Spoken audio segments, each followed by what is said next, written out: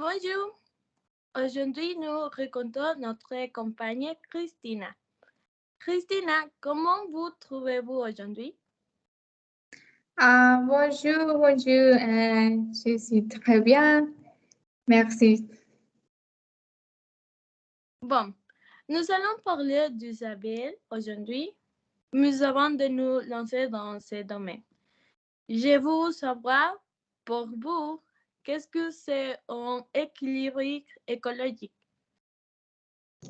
On parle d'équilibre écologique lorsque il y a harmonie, stabilité, être vivant et les milieux dans lequel ils vivent.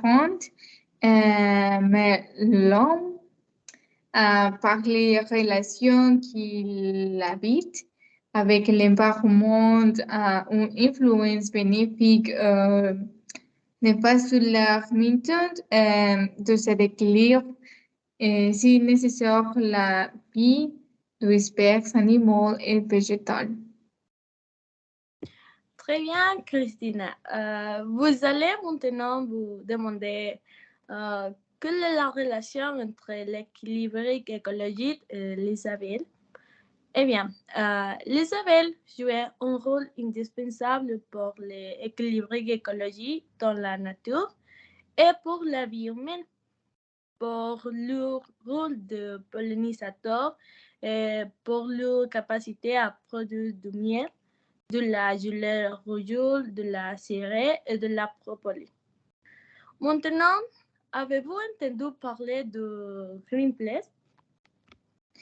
Oh oui, Greenpeace mène deux actions créatives et non violentes pour dénoncer les menaces qui passent sur l'environnement et faire pression sur les entreprises et le gouvernement qu'ils adoptent des solutions pour revenir un avenir plus vert et plus pacifique.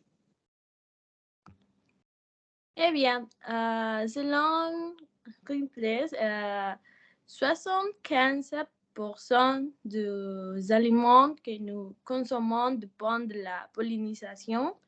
Depuis l'équilibre écologique disparaît car 70% des plantes dépendent de la pollinisation. De plus, 4000 espèces de plantes survivent grâce aux abeilles.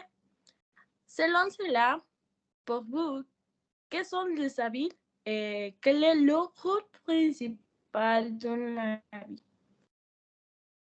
Les abeilles sont les pollinisateurs.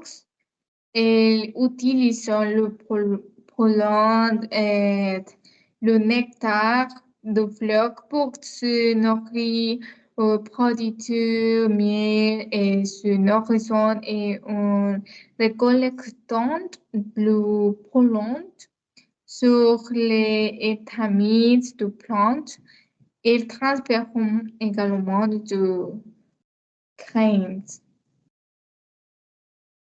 D'accord. Considérez-vous que la pollinisation des abeilles est la clé de la biodiversité? Non, nous pouvons vivre sans eux. La production agricole serait plus faible, mais la nourriture pourrait toujours être produite. OK. Selon vous, quel est le principal facteur du déclin des abeilles? À l'utilisation de pesticides, la destruction de habitats et l'invasion d'espèces s'inscrivent dans un processus de déclin de population et de disparition d'espèces telles que les abeilles. D'accord. On dit que l'abeille donne un équilibré à l'écologie et favorisant l'écosystème. Est-ce correct? Non, non. L'abeille, mais aussi le papillon et le colibri et le chauve-souris sont des pollinisateurs et jouent ce rôle dans la production de plantes. D'accord. Considérez-vous que les abeilles sont en quelque sorte en danger pour l'homme en ce qui concerne les piqûres et les allergies?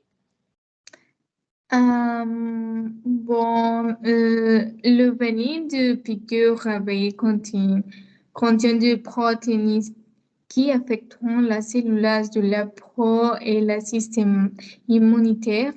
Le abeilles et le web contiennent toutes de plus de 30 substances hautement toxiques dans l'air aiguillon, mais c'est d'origine du Arctique, pouvant détruire le tissu du vaisseau sanguin, le globe rouge. Après la piqûre, la victime présente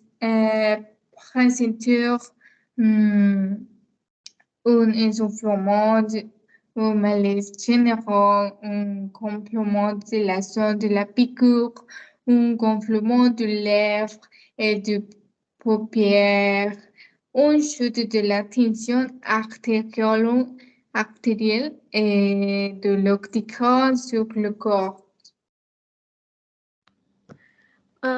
Pour finir, j'aimerais savoir quelles sont vos prépositions pour maintenir ces espèces. Le deux meilleures choses que nous puissions faire pour aider les abeilles est de planter de fleurs sauvageonnaires, la région.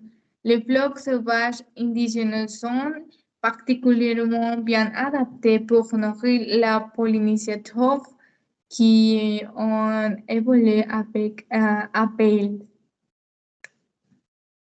D'accord, de même. Pour moi, pour pouvoir contribuer à la protection des abeilles et autres insectes pollinisateurs, nous pouvons consommer des fruits et légumes et aussi de l'agriculture biologique, acheter du miel non raffiné. Eh bien, je vous remercie beaucoup pour votre temps et vos points de vue. À bientôt, Christina. Merci Anna, à bientôt.